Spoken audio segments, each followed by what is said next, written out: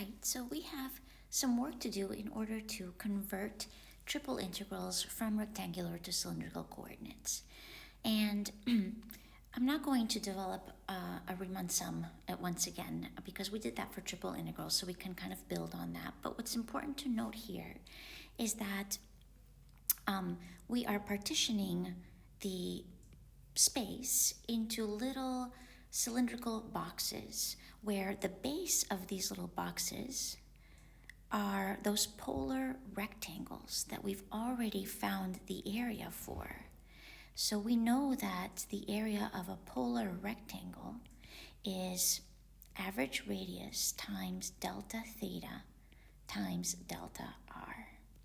So the volume of each of these little cylindrical boxes that we need to partition space into so that we can integrate over a 3D region, well, that's going to be delta z, so the vertical change here in this little box, times delta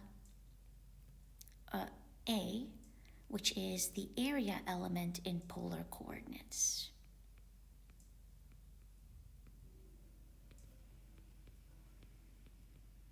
So our volume element then will become the area of the polar rectangle times delta z, which then is delta z times r, well, average radius, times delta theta times delta r. And as delta gets very, very tiny, so these polar or cylindrical boxes get arbitrarily small, then our volume element, instead of being a delta v, will be our volume differential. And so the volume differential for cylindrical coordinates is as follows.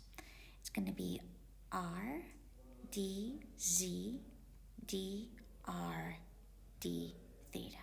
Of course, order doesn't matter, and order really depends on the order in which you're integrating the region, but that is our volume element.